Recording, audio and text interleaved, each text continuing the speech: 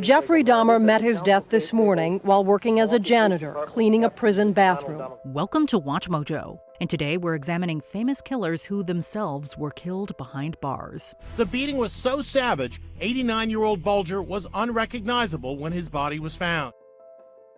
Nikolai Radkevich, a Russian serial killer from the early 20th century. Nikolai Radkevich began his spree after being expelled by the Cadet Corps. This was not a good time to be disgraced and out of work in Russia. The economic conditions in the country were not good. Wanting to purge the world of what he considered depraved and immoral women, Radkevich killed 3 sex workers between June and September of 1909. He was finally apprehended on September 17th, immediately after killing his third and final victim in a hotel. He called for the doorman to stop him, and along with other staff, the doorman managed to wrestle Nikolai Radkevich to the ground. He was sentenced to 8 years in the katorga, a Russian form of punishment in which prisoners were sent off to Siberia to perform forced labor. Radkevich spent 4 years in these brutal conditions before he was killed by fellow inmates. John Jairo Moreno Torres. Known as Johnny the Leper from a childhood injury, Colombian killer John Jairo Moreno Torres caused trouble from a young age. He dropped out of school at 13 and joined the most feared gang in Bogota, selling drugs and committing a number of violent crimes. He officially killed 4 people throughout his time as the gang's leader, but it's believed that he may have murdered up to 20. He also committed a number of assaults before he was apprehended in February 1998, still just a teenager. He was sent to Bogota's La Modelo prison and was violently executed by other prisoners, who shot Torres 12 times with a smuggled firearm. Colin Hatch. Called both highly dangerous and a menace to the public, Colin Hatch was sentenced to life back in 1994 for committing an unspeakable crime. When he was jailed in 1994, Colin Hatch was told he was so dangerous it would never be safe to release him and he would die in prison. Hatch had a history of similar behavior and was sent to a maximum facility in Yorkshire called HM Prison Full Sutton. He remained in the prison for almost 2 decades, but his life was cut short in February of 2011. In what prison officials called, quote, an accident, Hatch was ambushed by another inmate named Damien Folks, who had a history of attacking prisoners involved with a certain type of crime. At his trial, Colin Hatch had said he'd be a dead man if he was sent to prison, and so it proved. Humberside police are now questioning 35-year-old fellow prisoner Damien Folks in connection with his death. Ian Huntley, another prominent victim of Folks, survived his attack. Hatch was not so lucky, and he died from the injuries that Folks had caused. Enriqueta Martí. Known by creepy names like the Vampire of Barcelona, Enriqueta Martí was a Spanish serial killer who is thought to have murdered 12 victims in the early 1900s. There had been reports that children had gone missing from some of Barcelona's poorer neighbourhoods, and it was alleged that Enriqueta was involved in taking these children, and without remorse. Unfortunately, the records of these crimes are quite scarce, owing to both the time period and the economic situation of her victims, leading some to question Martí's guilt. Adding to the general confusion is the lack of a trial. Martí was arrested and held in the Reina Amalia jail but was killed before her trial could begin. The official story is that Martí was attacked by her fellow inmates and publicly hanged on the jail's patio. She was buried in a mass grave on the outskirts of Barcelona, and took most of the names of the victims and her clients with her. Billy Shamirmir. Throughout the late 2010s, Texas man Billy Shamirmir would pose as a maintenance man and break into the homes of elderly women. He would then attack the women while they were alone and smother them with a pillow. At a press conference yesterday, family members of the victims Shamirmir was charged with killing gathered to truly share their reactions. While Shamirmir was officially convicted of just 2 deaths, police believe he's responsible for dozens of murders around the greater Dallas area. He was convicted of the deaths of Luthi Harris and Mary Brooks, resulting in 2 life sentences in the H.H. Cofield unit of Texas. While inside, Shamirmir made some inappropriate comments about the family of a cellmate and was subsequently beaten to death and possibly even stabbed with a pen. This morning, there's a lot of comments, and I've been reading through them all morning long, and let's just be honest, there's none that are really appropriate to air on television this morning. Let's just say he won't be missed. Robert Liberty. In 1966, Robert Liberty attempted to take his own life but failed and was placed in the Orange County Medical Center. There, he met 31-year-old Marcella Landis, and the two entered a relationship. Soon after, Liberty strangled Landis to death with a stocking. He was declared legally insane and placed in a state hospital until 1969, when he was deemed fit to re-enter society. He soon killed 2 more people, his roommate Thomas Astorina and Robert Irian, a nurse who worked at the state hospital. Liberty was arrested again following an FBI manhunt and once again pleaded not guilty by reason of insanity. But before his trial could take place, Liberty was strangled and killed by a cellmate named Timothy Dudley. Robert Simon, known as Mudman by his peers. Robert Simon was a member of the Philadelphia-based Warlocks Motorcycle Club, an outlaw club with a reputation for violence. Fire a knife. Answer him. Even by their standards, Simon was known as a dangerous renegade and was supposedly made the club's enforcer owing to his history of reckless violence. Aside from committing armed robbery and arson, Simon is also known to have killed 2 people, his teenage girlfriend Beth Smith Duesenberg and a New Jersey police officer named Hipólito Gonzalez, who had pulled Simon over during a routine traffic stop. Immediately following the shooting, both Mudman and Staples tried fleeing the scene, but were soon pursued by nearby police officers who had heard the 2 gunshots on Sergeant Gonzalez's radio request for backup. The killing of Gonzalez sent Simon to New Jersey State Prison, where he was beaten to death by cellmate Ambrose Harris while awaiting execution. Leslie Bailey. Some crimes are so horrible that the people who commit them have to be segregated in prison. Although, of course, we all knew that these things went on and they existed, but the degree and the amount involved surprised us all. That was the case with English serial killer Leslie Bailey, who was a Rule 43 inmate at Whitmore Prison. This meant that Bailey had to be separated from the rest of the prison population, as officials feared that he would be attacked. The rule stems from Bailey's past, as he was linked to various unspeakable crimes, including the deaths of 3 individuals. In my profession as a police officer, we're in the business of obtaining confessions from people. But I could honestly say I don't really know if I'd ever want to hear another confession again if it was in those circumstances.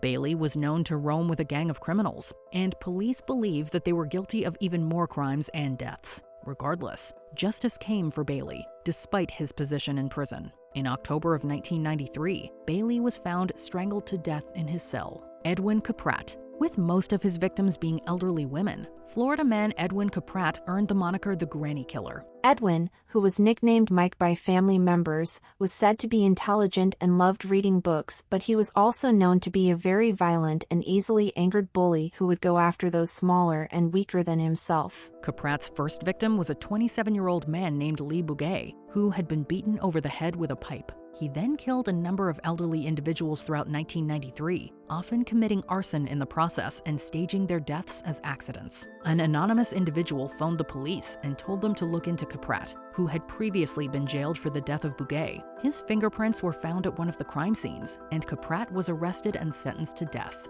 Throughout both trials, Edwin Caprat was uninterested in the proceedings and was supposedly reading a book the entire time. But on April 19, 1995, Caprat got into a fight with fellow inmates Mario Lara and Rigoberto Sanchez Velasco and was fatally stabbed. Carl Williams.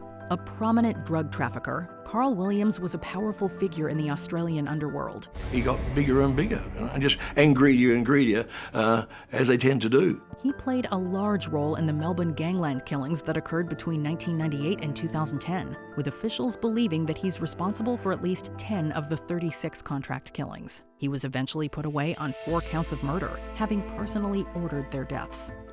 These people were so prepared to kill that they appeared to have little regard for the safety of innocent people around them. The victims were Jason and Louis Moran of the prominent Moran family, criminal associate Mark Malia, and Michael Marshall, who was shot and killed in front of his young son. Williams was sent to HM Prison Barwon, where fellow inmate Matthew Charles Johnson bludgeoned him to death with the handle of an exercise bike. Roger Kibbe. Dubbed the I-5 Strangler, Roger Kibbe was responsible for the assault and deaths of at least 8 women. His killing spree mostly occurred around Sacramento, California between 1977 and 1987, and he would hunt for his victims along the interstate highway, hence the nickname. He was eventually arrested in 1988 and received an initial prison sentence of 25 years to life. For each victim, Kibbe responded in a hoarse, raspy voice saying guilty, guilty 6 times. In the following years, more life sentences were added to this as further evidence of his other murders was discovered.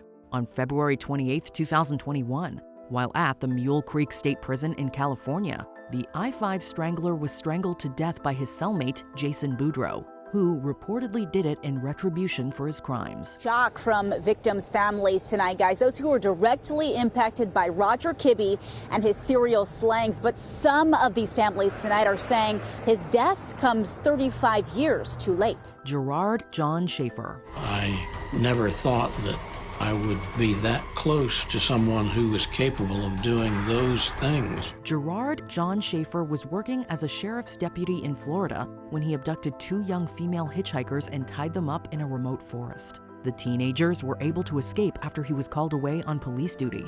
After he claimed he only wanted to show them the risks of hitchhiking, he was apprehended and charged with false imprisonment and aggravated assault. While out on bail, Schaefer abducted and killed 2 other girls and was re-arrested after their decomposed bodies were found in the woods. Schaefer was sentenced to serve 2 concurrent life terms at the Florida State Prison, where in 1995, he was killed by another inmate, Vincent Rivera. Rivera was handed an additional 53 years for the murder. When I found out that Schaefer had been killed, it was like a horrible stink had just drifted out the window, and for the first time in years, I could breathe fresh air. Sidonio Teixeira. In 2008, Sidonio Teixeira was sentenced to life imprisonment for taking the life of his young daughter and also attempting to murder his son. While serving his sentence at the Long Lartin Top Security Prison in Worcestershire, England, Teixeira was attacked by another inmate while working at the prison workshop. The culprit, Victor Castigador, reportedly put a stone in a sock, which he used to beat Teixeira, who later succumbed to his injuries. Castigador, who claimed to have been purging the world of evil, was found guilty in 1990 of the murders of 2 security guards and was serving a life sentence already. He was subsequently issued a whole life order by the Birmingham Crown Court for killing Teixeira. Donald Leroy Evans. 2 days ago, a 12-member jury sentenced Donald Leroy Evans to death by lethal injection. Although he was only found guilty of 2 murders, Donald Leroy Evans admitted responsibility in the killings of over 70 people. He even led the FBI on a 2-day search for bodies in the Arizona desert, but they found nothing. If true, this would make him one of the most prolific serial killers in U.S. history. On August 1st, 1991, Evans took the life of his last victim, Beatrice Louise Routh, in Mississippi. He was arrested 4 days later and eventually sentenced to death. His crimes also resulted in convictions at the federal level and in the state of Florida. In 1999, while sitting on death row, a fellow inmate named Jimmy Mack decided to bring Evans's execution date a little closer. The two were reportedly in the prison shower when Mack stabbed Evans to his death. Nikolai Fifilov. Over the span of 6 years, Nikolai Fifilov rained terror on the town of Sverdlovsk in the then Soviet Union. In all, he had a victim count of 7, all of whom were female. Fifilov had served in the Soviet army, and it's believed that the motivation for his crimes came from being rejected by a woman he loved. He was arrested in 1988 after being caught by a senior Soviet official trying to dispose of his last victim's body. Fifilov was in jail awaiting trial when he met his demise at the hands of his cellmate on August 30th, 1988. Conspiracies soon arose that his murder was arranged in order to prevent a potentially sensationalized trial. Those claims, however, have never been confirmed. LaRon Williams. In October 1977, LaRon Williams claimed the life of a sex worker in Nashville, Tennessee. Before his trial, he bargained a plea deal that came with a sentence of 10 years imprisonment. He was still serving his time in 1981 when he escaped from the Memphis Correctional Center. While on the run, Williams killed an additional 2 people, a police officer who tried to arrest him and a Catholic priest. He was recaptured soon after and sent back to prison, this time with 2 death sentences. On July 8, 1985, Williams was descended upon by a group of other inmates, reportedly for being on the prison phone for too long. He was left severely injured and ultimately died at a nearby hospital. Daniel Camargo Barbosa. Born in Colombia in 1930, Daniel Camargo Barbosa had a pretty troubling childhood. Prevented from furthering his education by financial constraints, Barbosa eventually fell into a life of crime. He began with petty thefts before escalating into abducting, assaulting, and murdering young girls. Barbosa first went to prison in Colombia, where it is believed that he claimed the lives of more than 80 girls. He escaped from prison and fled to Ecuador, where he continued his despicable actions, later owning up to 72 murders in the country. Barbosa was incarcerated for 16 years, but his sentence was cut short just 5 years in when he was killed by another inmate, who happened to be one of his victim's nephews. Lenko Latkov. Between 1999 and 2000, Lenko Latkov committed 3 murders in the Khaskovo province of the People's Republic of Bulgaria. All of his victims were elderly women, although he also targeted young boys and girls, who he apparently only assaulted. Latkov was suspected of carrying out 3 other murders, but none of them was confirmed before his death. Prior to his trial, he first received psychological evaluations before being transferred to a prison where he was held. Latkov never got the opportunity to answer for his crimes. On the 13th of September 2003, his cellmate, Sami Behram Abdullah, who had been locked up for attempted murder, succeeded in killing him following a heated argument. Elio José Muniz Filho.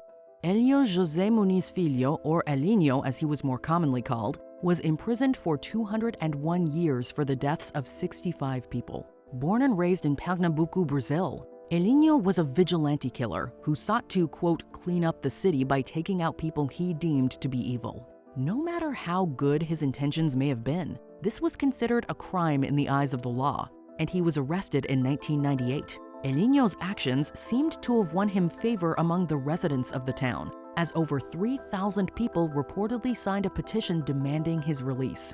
While serving his sentence, however, he was violently attacked by 3 inmates and later died of his injuries at a hospital. Artur Kitaev. Just as the Soviet Union fell in the early 1990s, Artur Kitaev embarked on a spree of sex crimes and murders. This earned him the nickname Last Sex Maniac of the USSR. During that period, Kitaev had gotten a job as a driver for an auto company. With his official vehicle, he preyed on young female hitchhikers around the city of Smolensk, claiming the lives of 6 of them. Kitaev was arrested in July of 1992 and sentenced to death 2 years later, although this was eventually commuted to a life term. The Russian killer remained in prison until September 2019, when an argument with his cellmate ended in a brutal attack that ultimately resulted in Kitaev's demise. Thor Nis Christensen. Thor Christensen terrified a town. No conscience whatsoever. 0. Born in Denmark, Thor Nis Christensen was brought to the U.S. by his parents at the age of 5. Although a bright student in high school, Christensen later lost interest in his studies and dropped out to work at a gas station. Around this time, he began harboring despicable thoughts, which he then made a reality after stealing a pistol from a friend. He was responsible for the deaths of 4 women, but his murderous spree came to an end when his intended 5th victim survived the ordeal and led the police to him months later. This guy thinks what he did was all right. While serving a life sentence at Folsom State Prison, Christensen was wounded in the exercise yard by an unidentified prisoner and later succumbed to his injuries.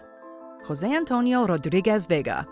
Dubbed El Mataviejas, which translates to the Old Lady Killer in English, José Antonio Rodriguez Vega rained terror on elderly women in Cantabria, an autonomous community in Spain. In the span of just 8 months, Rodriguez Vega wormed his way into the hearts and homes of several women in the area and took the lives of at least 16 of them. Upon his arrest, Rodriguez Vega confessed to the crimes, but later recanted his confession during his trial. Regardless, he was found guilty and sentenced to 440 years in prison. After serving only a fraction of his sentence, Rodriguez Vega met his end at the hands of 2 inmates at his prison in Salamanca, who brutally attacked him in the common area. Léopold Zion. The crimes of Léopold Zion are pretty tragic, not only because they involve the deaths of 4 people and the assault of many others, but because a large number of them could have been prevented. Zion had been convicted twice of crimes involving assault, but in both cases, he was released early by a parole board. He later succeeded in cutting short the lives of 4 young boys before he was arrested again, this time for good. Zion was convicted of just 1 murder and received the death penalty, although this was later commuted to a life sentence. He was attacked and killed in prison by a fellow inmate, who was acquitted of the crime on the basis of insanity. Leroy Martin. Born and raised in Gaffney, South Carolina, Leroy Martin lived a seemingly normal life. He worked in a textile mill and had a wife and 3 children. Behind that facade, though, was a maniac who rained terror on women in the area and was responsible for the deaths of 4 people. And I was getting a little eerie feeling as we got deeper into the woods, and finally one of the deputies said, "Here she is," and she was covered up with some brush. After placing 2 calls himself to a newspaper editor, Martin was spotted close to a crime scene by 2 local residents and was later arrested by police. You tell the sheriff his boys better catch me real soon or I'm gonna take me another one.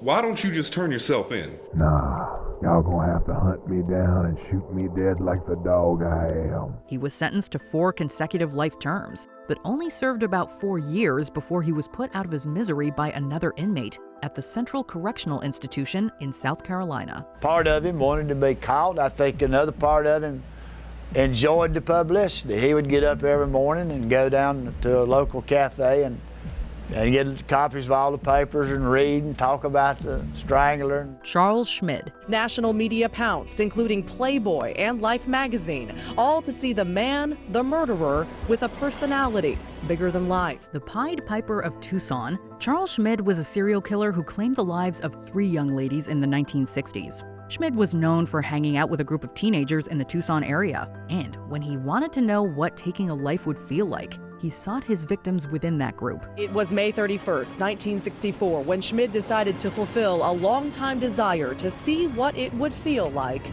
to kill. In the end, it was one of those same friends who was instrumental in helping the police build a winning case against him. Richie Bruns got probation and was sent to Ohio, so he was so jittery, he called his father and told him all about what he knew about Schmid and the deaths. After successfully escaping from the Arizona State Prison in 1972, Schmid was recaptured and sent back, where he met his end just 3 years later in a horrific attack by 2 other inmates. James Whitey Bulger. At the age of 14, Bulger had his first brush with the law, arrested and setting up a lifetime of being on the wrong side of the law. Once the most wanted fugitive in America, James Whitey Bulger was an infamous mob boss who controlled the Winter Hill Gang in Somerville, Massachusetts. He also worked as an FBI informant for many years, which, unsurprisingly, did not make him many friends among his criminal associates. Bulger lived as a fugitive for 17 years, but was finally arrested in 2011 and handed 2 consecutive life sentences for his notorious crimes, including murder. Whitey Bulger was found guilty on 31 counts, including both racketeering charges, and was found to have been involved in 11 murders. He bounced around multiple prisons before being sent to the United States Penitentiary in Hazleton, West Virginia on October 29, 2018. In less than 24 hours, Bulger was ambushed by several inmates and left for dead in an unrecognizable state. Investigative reporter Eric Rasmussen found out Bulger is the 3rd prisoner killed at that facility just this year. Donald Harvey.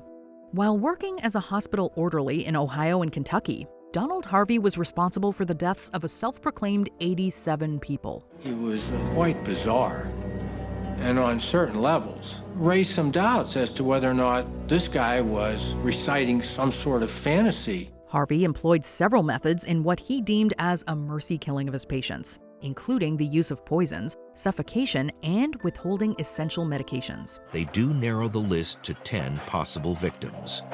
All died of illnesses that could be a cover for poisons like arsenic, a substance found in large quantities at Harvey's apartment. He pleaded guilty to 37 murders to avoid the death penalty and was sentenced to life imprisonment. But when you describe yourself as an angel of death, chances are you're bound to get a taste of your own medicine at some point. This came in the form of James Elliott, a fellow inmate at the Toledo Correctional Institution in Ohio, who descended upon Harvey, being familiar with his crimes. He placed himself in that position. I really don't have much compassion for him.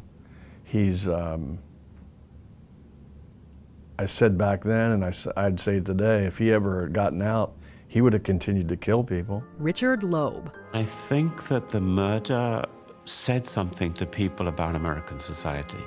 This was seen as a culmination of trends that were dangerous, that were immoral. Richard Loeb and Nathan Leopold were 2 extremely intelligent students born to wealthy parents and fantasized about committing the perfect murder. Wealthy, well-educated teenagers who had done it they said, for the sheer thrill.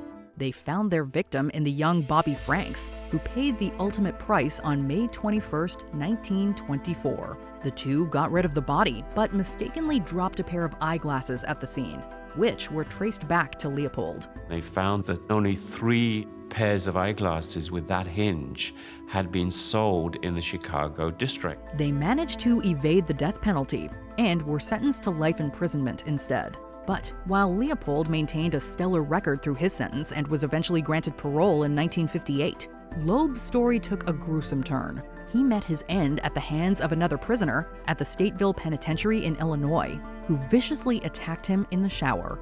Albert DeSalvo. They were young and old, black and white. As the number of victims grew, police became more and more frustrated. 1960s Boston, Massachusetts was terrorized by 2 criminals.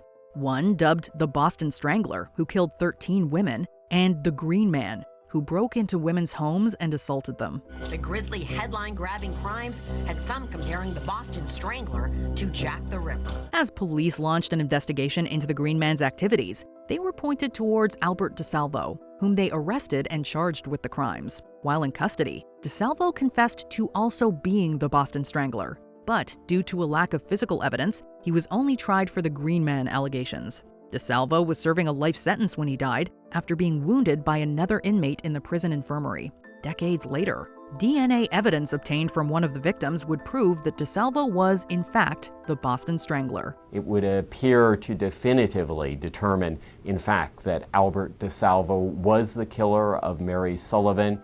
Before we continue, be sure to subscribe to our channel and ring the bell to get notified about our latest videos. You have the option to be notified for occasional videos or all of them. If you're on your phone, make sure you go into your settings and switch on notifications. Jeffrey Dahmer. Jeffrey Dahmer was responsible for killing more than a dozen people. The majority of those murders happened in an apartment near the Marquette campus. One of the most infamous serial killers to ever walk the earth, Jeffrey Dahmer was responsible for the deaths of 17 young men. His spree came to an end in July 1991, when an intended victim escaped from Dahmer's apartment and led the police back to him. He pleaded guilty to all the charges leveled against him and received 15 consecutive life sentences in Wisconsin and an additional one in Ohio. In prison, Dahmer was reportedly unremorseful for his crimes, which reportedly infuriated his fellow inmate Christopher Scarver, resulting in an attack in the prison gym that left Dahmer dead. To many, including Dahmer's own attorney, it comes as little surprise. I wasn't shocked because I thought that Jeffrey Dahmer would end up this way. Scarver also killed Jesse Anderson, another convicted murderer, who just happened to be in the gym at the same time. At his first court appearance, Scarver entered the courtroom singing. Rain or shine, sharing your dreams. What do you make of these stories? Let us know in the comments below. I believe in God too. But my God is a God of vengeance. Check out these other clips from WatchMojo, and be sure to subscribe and ring the bell to be notified about our latest videos.